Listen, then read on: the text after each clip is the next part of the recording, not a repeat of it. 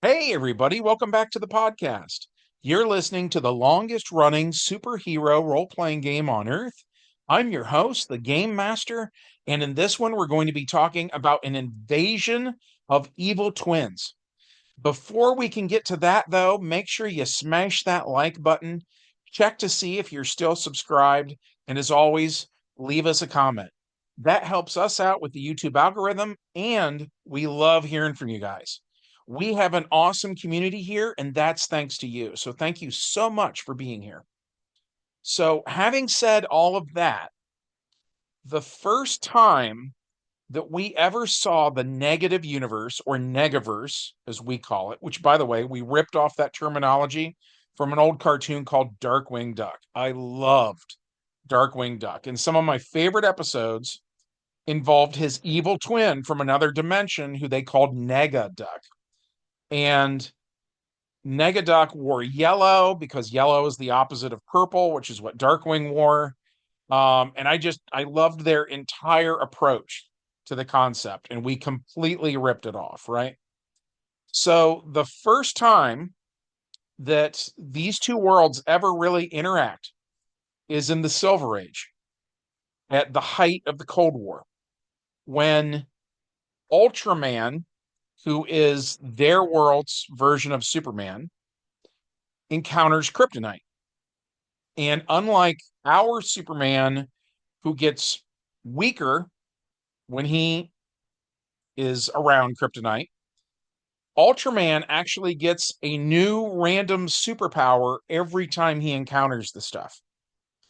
So the new power that he gets this time is dimensional vision. So for the first time, he sees our game world and our characters, right?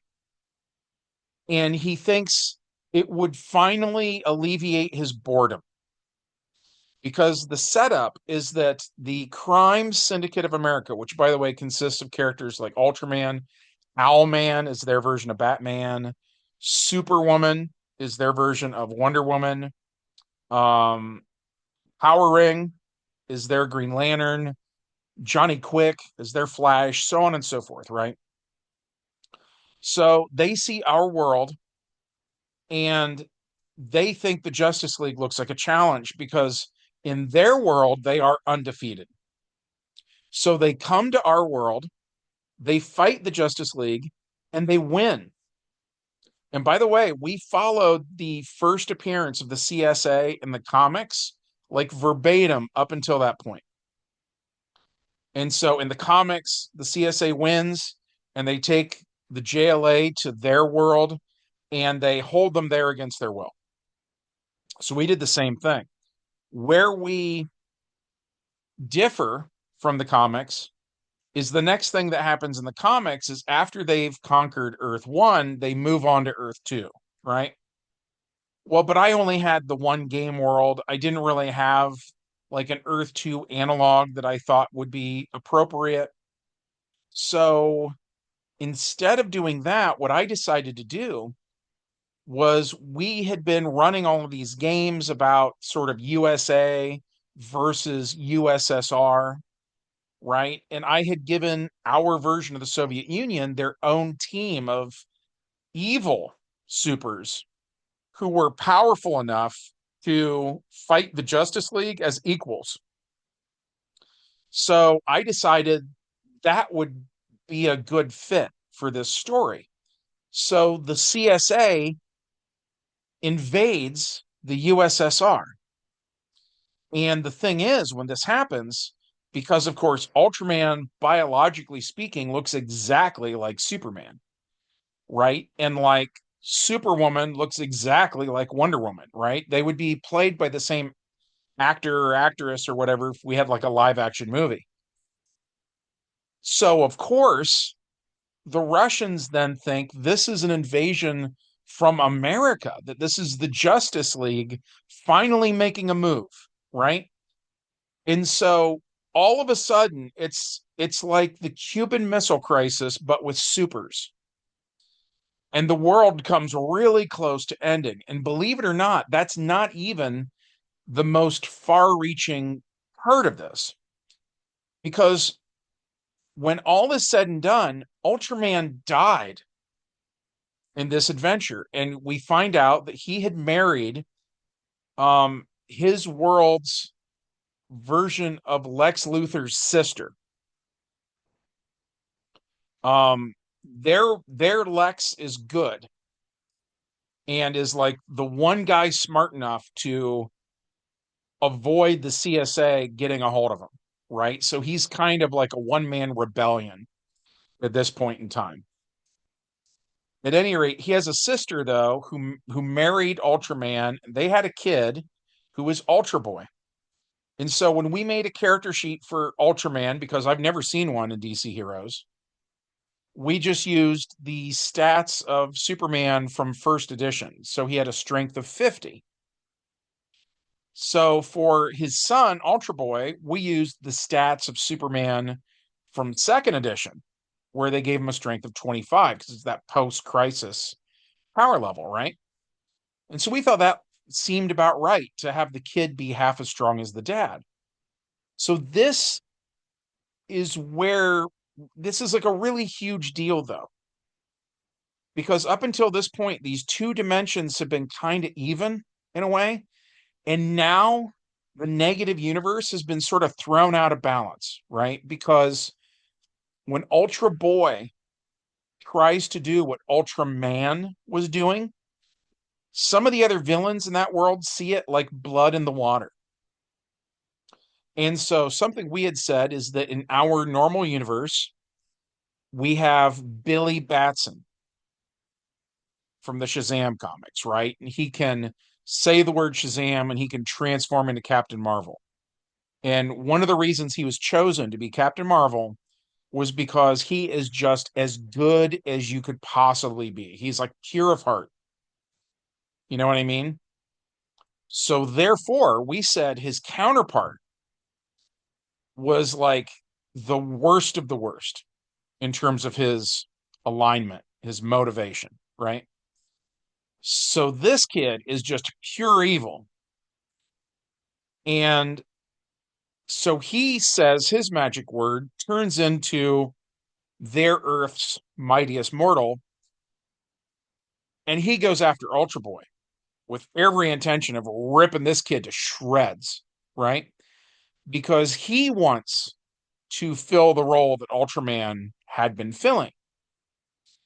And so, long story short, this leads to a massive civil war in the negative universe. And we kind of played out the beginning of it, but since that's not the dimension where our game normally takes place, we didn't do too much. Well, so then the next time that we encounter the Negaverse is in the 90s. Back when I was in high school, actually, I was just a player. I had not started to run the game yet myself. I was just playing in the game. And in the first half of the 90s, the guy running it was my best friend at the time, Jay Mora. And Batman, the animated series, was like a brand new cartoon back then, right? And everybody loved it. And for me and my friends, we had never heard of Poison Ivy before that cartoon. We had just never seen one of the issues that she had been in. And so when we saw Poison Ivy and like we liked the character design, we liked the voice. For me personally, she kind of reminded me of Jessica Rabbit, who had just come out a couple years before that, right? Because what is Roger Rabbit, like 88 or 89, something like that? Batman the Animated Series is like, I don't know, maybe 92. So like it's to me, it makes a lot of sense that they were drawing inspiration from Jessica Rabbit. And I feel like Poison Ivy, at least with the guys that I was hanging out with, kind of struck that same chord. And everybody liked Poison Ivy. And so I really wanted a Poison Ivy adventure, and I kept bugging Jay about it. And so finally, Jay ran this game. But since, because now, with like the Harley Quinn cartoon, they kind of mess around with whether or not Ivy is a villain or is she an anti hero or, what is she, blah, blah, blah, blah, blah. Back then, it was more like she was for sure a villain, right? And so because of that, and Jay knew I had kind of a crush on her or whatever. Um, he made it a Negaverse adventure. And so the adventure starts off, and the three heroes are Powerhouse, Shadowstorm, and Torch. And then Torch, well, like a dimensional portal opens, and their version of Torch is called Inferno. And he steps through, and instead of wearing, because Torch at the time was wearing a yellow, like yellow on top and purple on bottom, basically, right? So his counterpart was wearing purple on top and yellow on bottom. The idea was just opposite colors was the gist. And then Shadowstorm's counterpart uh, was called Bloodstorm. And then I had a counterpart who jumped me, and I end up getting knocked through the portal in the course of this fight. And then the portal closes, and the bad guys had the portal generator on their side, and it gets broken during the fight. So Shadowstorm and Torch are able to defeat the bad guys, which was then a problem for them, by the way, because they didn't want to just turn them over to the cops and have these guys get unmasked because they look like them, right? So thankfully, there'd been an earlier adventure with a crashed starship, and they actually took them there and put them in the brig of the ship until they could figure something out. Well, so meanwhile, in the negative universe, Powerhouse, my guy, is there for the first time ever, and it's post-apocalyptic, and there are no plants there anymore. And so it's like The Walking Dead pretty much. And so this is the outcome of this horrible civil war with villains versus villains and so on and so forth. And it's like a world that seemingly had no heroes, right? So it's really, really awful there. And then my guy is walking along, and there's like nothing to eat, and he gets attacked by um I don't know what to call them, cannibal scavengers, I guess, where they literally see him as meat. And so he is fighting them and actually gets overwhelmed, and then he is saved by Poison Ivy's heroic counterpart, right? Which, by the way, she appeared in some recent DC comics, and the name they gave her was Venus, as in Venus flytrap. But so at any rate, Venus saves Powerhouse, and she has the ability to grow plants. So then she gives him, I forget what it was, some kind of fruit. Like she grows apples or something, and he eats them. Um, but she's talking about how she kind of helps some of the survivors who are not evil. And then these survivors are actually the counterparts of like Powerhouse's rogues gallery from his world. So she's helping them out, so on and so forth.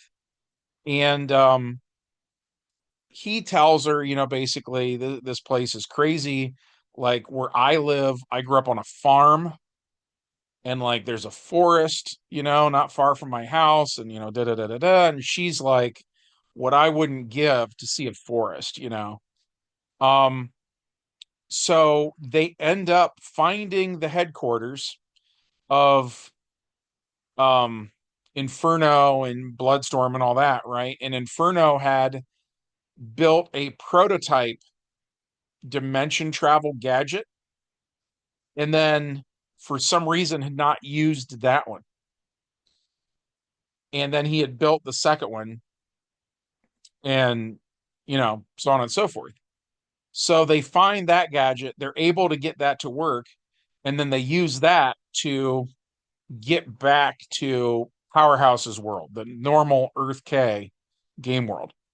And so then she goes to where there's a forest and then lives there because she's like so happy to see plants. You know what I mean? But so that was the second time we had seen the Negaverse, or like the second big jump in the timeline. So we're seeing like they're in really, really bad shape. So now we get to this point in the game. That's another big time jump later. And we had just brought back John Redbridge. And I came up with this idea. I was like, what if they do that in the Negaverse? And the my line of thought was I was watching some kind of a documentary about um I don't want to call it World War II. It was like the lead up to World War II. It was like what caused World War II.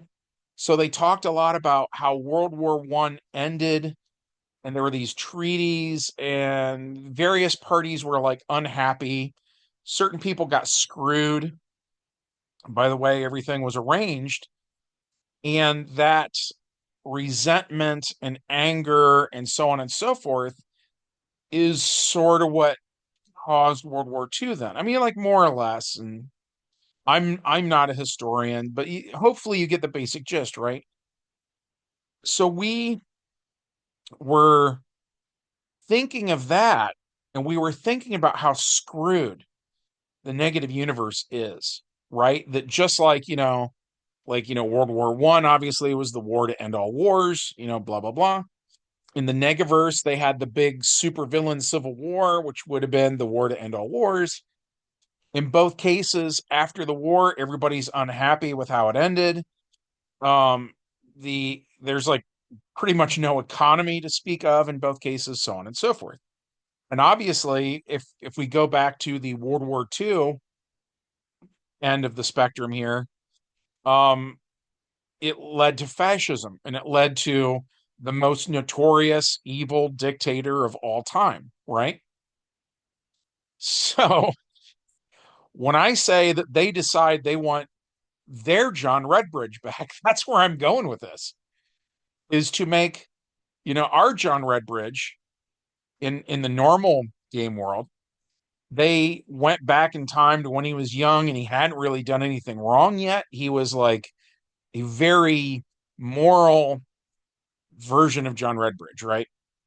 And they brought him to the future, and they kind of gave him the memories of the older John Redbridge and so on and so forth. And that's detailed better in previous videos that I've done. But so we were like, what if the bad guys are like, man, the world is screwed. Let's go get him, bring him to the future from a time when he was like as evil as possible. Because we decided that um how do I want to put this? Like out the normal John Redbridge, we had kind of established that he started off upholding the good. Like he was really, really good when he was young. And then life kind of got him down. And there were a lot of these moments in his life where he would compromise his morals, right? And he shouldn't, but he did. And there were a lot of these moments where then he was like he'd paint himself into a corner and he'd be stuck in some kind of a bad situation and just so on and so forth, right? So he's a complicated character, right? That's the character arc there.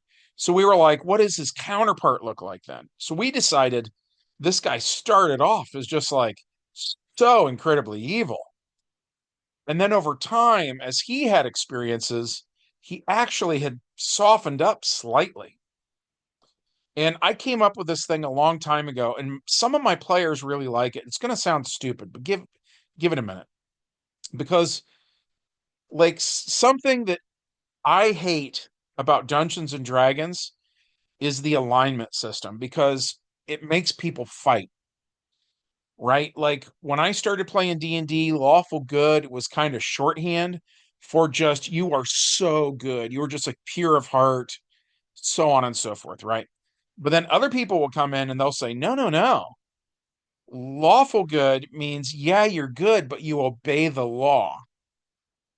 Whatever the law says, that's what you do. And so therefore, if you are in a corrupt society with bad laws and you are following them, that actually means you're a little bad if you're lawful good, right? And then someone else will come along and they'll say, well, no, no, no, that's not it at all. Lawful is more like organized. Like you're just you really got your act together. That's all that means, right? And then people fight about it. I used to own a comic book store, and I assure you, people fight about it, right? Like all the time. So I hated that, right? And what killed me is I could talk to the game master, the dungeon master in the case of D&D, and say, "Look, I want to play this guy, and he is just like pure of heart. He is as good can be, right?" And like if we agree on that, that's all that matters. You know what I mean? But people are still fighting over this crap. So what I came up with was a color-coded system for morals. And I ripped it off from Transformers. And this is not quite how Transformers works, but the impetus for it was Transformers. Because in the classic 80s Transformers cartoon, almost all the good guys have glowing blue eyes. And almost all the bad guys have glowing red eyes, right?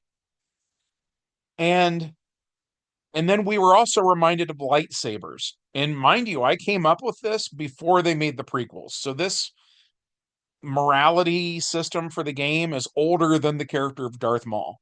Okay. So you got to forget about all that for a minute. But we were just looking at Luke Skywalker. And when he starts the first movie, he has a blue sword, right? But then you get to the second movie, he's wearing black and, stuff like that. And now he's got a green sword. And they were playing around with this idea that he's becoming more like his dad, right? And so at least that was our perception of it. And you can argue about what really happened in the movie, but understand that our perception is the part that matters here. And so what we perceived George Lucas had kind of set up was that red is very bad, blue is very good, green is good, but not quite as morally good as blue. And that was our system. So if you want to call blue lawful good, you can. And then if you go down to green, you call that something like, I don't know, chaotic good or whatever. Again, the labels are not great here, but you get what I'm saying. Someone who compromises their beliefs a little, they try to be a good person, but sometimes they fall short. We were saying that would be green. And then we came up with the idea of some people are just neutral. They're not good or bad. And so their thing would be yellow, right? And then the person who gets even worse than that is doing more and more bad things. And they still do some good things, but they do more bad than good. That would be orange. And then of course the real bad guys was red. And so for a long time in our game, we would do stuff like if a character had energy blast or something like that, often it would follow that color pattern. You know, if they had glowing eyes or something like that, we would do that too. And it sounds a little goofy and it doesn't work for everything because obviously, if somebody has fire, if it's a good guy with fire, fire is usually, orange or something like that. And so it didn't work 100% of the time, but it was sort of a trend that we did, right? And so my point is that the classic John Redbridge was usually a green because we said he had started off good and he got worse. So we said his counterpart would be orange because he started off like the worst of the worst and he actually got a little better over the time. Mind you, he's still a bad guy, but he's not as bad as he could be. He has a couple of redeeming qualities. So and that was always how we had ran Redbridge's counterpart. Well, so then we get to this new thing where it's like, well, now the new Redbridge currently in our timeline would be blue, right? So his counterpart now would be red, right? And we're like, what's that like? What is this guy like that he's so bad he has never had like a redeeming quality? And the other bad guys in this world look to him as the guy who's going to solve their problems. So again, we're just completely ripping off 1930s Germany, right? And what did the dictator of Germany do? I don't want to mention him by name because I've gotten stupid strikes against my channel before for way lesser things. I had one once because the channel art had a girl in a swimsuit at the beach and they gave me a strike, which, yeah. So I'm always paranoid about that. But the point is, so that guy, I won't call him by his name. You know who I'm talking about. The guy with the stupid mustache. What did he do? He said they needed breathing room, they needed to expand, so on and so forth, right? So instead of him, in the real life, of course, that guy went to Poland and kind of kicked everything off. In our game, it's they come to Earth K. And we'd never done that because, like, when we did the thing with the crime syndicate, it was just, for whoever was playing like the Flash, I had him get attacked by Johnny Quick. The guy who was playing Hal Jordan, I had him get attacked by the villain known as Power Ring, so on and so forth, right? And it was always about equal opposites before.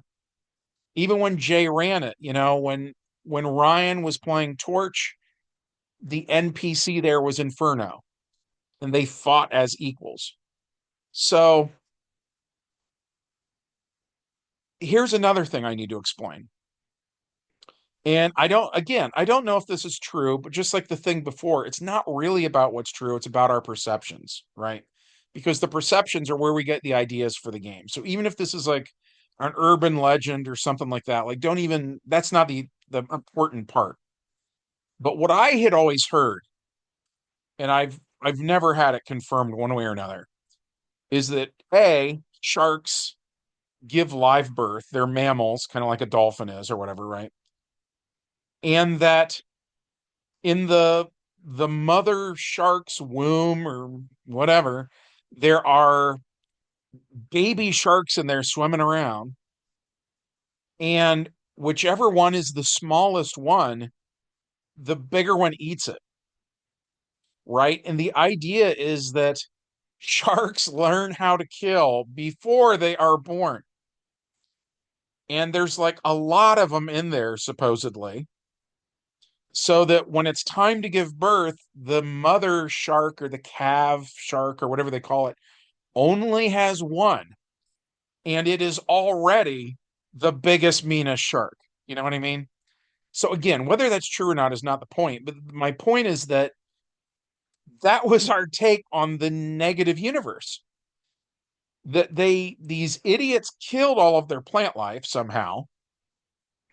So they have no apples or anything to eat for the most part, right?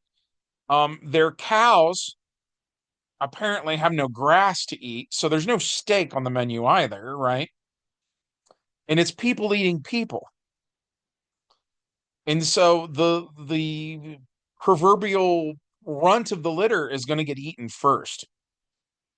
And like the biggest, baddest, toughest, most evil characters are the survivors by the time you get to 2024. And those are the guys who invade our game world.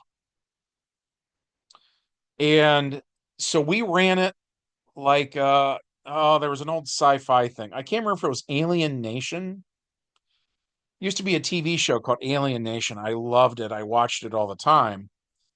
And we sort of ripped that off in the beginning, where when these guys show up, there were certain people in the game world that were like, "Oh, we need to help uh these villains, because these poor guys come from a world with no vegetables and blah blah blah blah blah.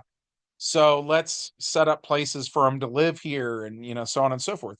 So what do the villains do? Because for decades, all they've known is like killing and so on and so forth.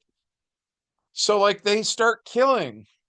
And like it was a huge problem. It was a major event in the game world. And the idea was these guys had gone full on Mad Max. They were um you couldn't get them to like go stand in a line at a bank. or something like that was not going to happen, right? Um, so these guys end up being a huge problem. So there are a lot of fights in this adventure, and I think I said this already, but this is kind of like a hard thing to describe, so I've tried to record it a couple times, and I can't remember if I already said this.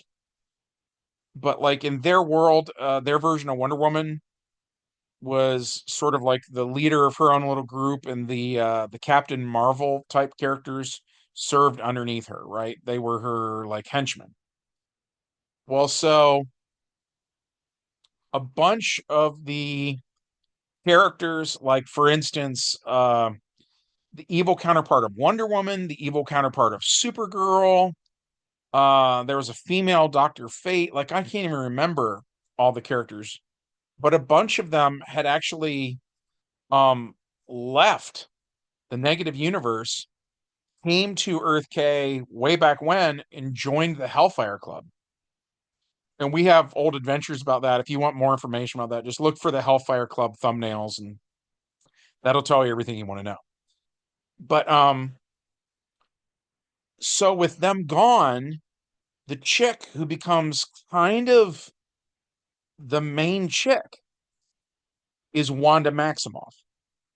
And so then her group of guys that she has working under her are the evil versions of the Avengers. And like I said earlier, how on Darkwing Duck, like Nega Duck would wear yellow because that was the opposite of purple, which is what Darkwing wore. We did that same idea. So, for instance, the Hulk, the Nega Hulk, biologically would be identical to the normal classic Incredible Hulk. But instead of wearing purple tattered pants, he wore yellow tattered pants, right? Um, Iron Man, instead of like red armor, it was green armor. Instead of yellow trim, it was purple trim, stuff like that. Um, Thor, instead of like a blue sleeveless, top, it was orange. Instead of a red cape, it was a green cape, so on and so forth. So you get the idea, right? We had the negative Avengers, and they were a problem. They were running around, and I had them fight a handful of teams from the normal positive universe, but I didn't have them fight Avengers. Because again, we were kind of getting into this territory where in the past we had done the thing with equal opposites. So now we were having them go up against characters like the X-Men. And so the Avengers were winning those fights. Um, so that was going really, really well. And then what finally tips the scales is we bring in one of the good guys gets Mr. Splits.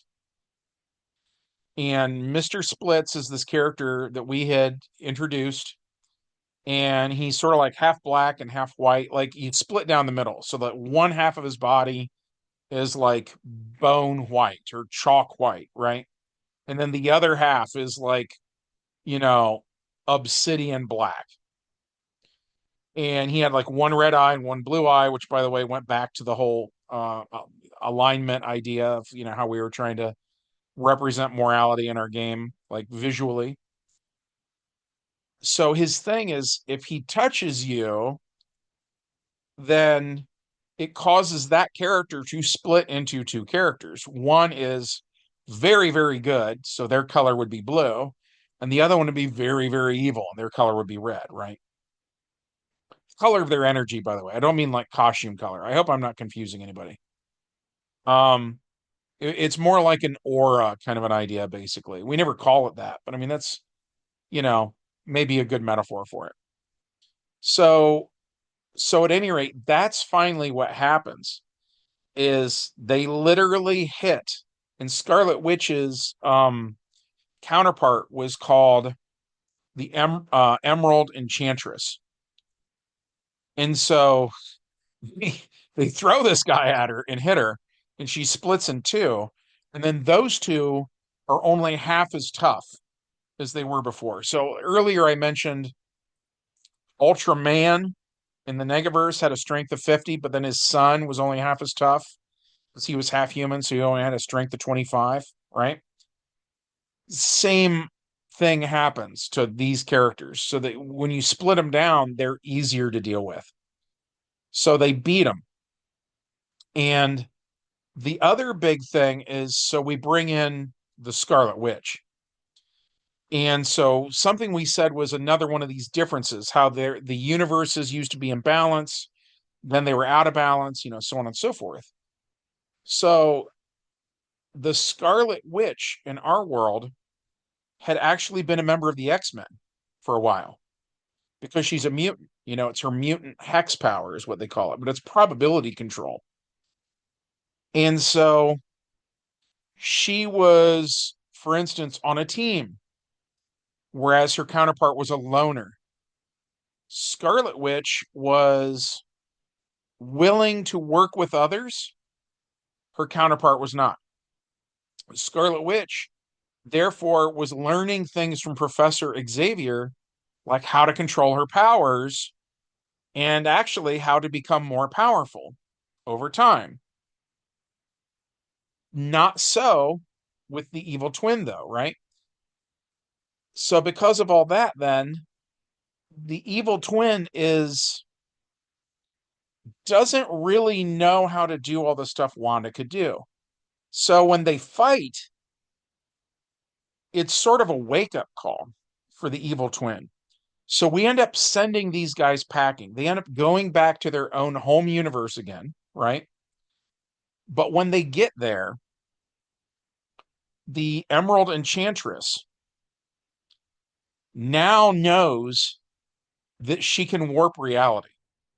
She was doing lesser stuff before because if you followed Scarlet Witch over the years in the comics, her powers really did change a lot over the years, right? Early on, it wasn't like that.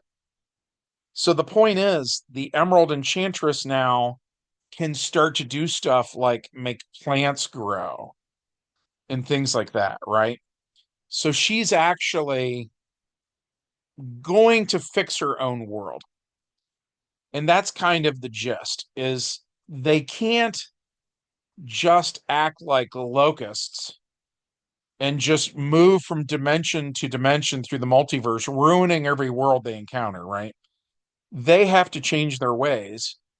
They have to like learn how to plant crops and so on and so forth and like control their tempers and not have another one of these civil wars and so on and so forth. But all those changes are for them to make.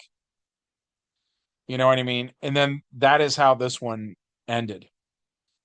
Was the bad guys are trying to learn to be less bad, and really they've reached a point in their civilization where it's like, be less bad or be extinct, your call. That's kind of where the negative version of Earth K is at. That's another thing I should probably say is we have an entire negative multiverse. The way we had done it all the way back to when we were in high school, I remember taking some sort of a math class. I don't know if it was algebra or what it was, where we'd use graph paper and you'd draw like a horizontal line in the center of the paper. And in the very middle of that line, you'd put a dot, right? And so we would basically label that dot Earth Zero. And another name we called that was limbo. And the idea was it was supposed to just be this sort of weird void. It's not normal space, like there's no stars there. It's just this big void of nothingness. And then it shows up in cartoons a lot where there'll be these rocks that have like a flat top and they taper down to a point on the bottom, like a stalactite. And so then characters can sort of jump around from rock to rock in limbo, but that's it. That's limbo. So that's all we call it Earth Zero. We really mean it's sort of that dimension zero at the center of the multiverse for the way our multiverse works. And so then if you go one to the right, that would be Earth One.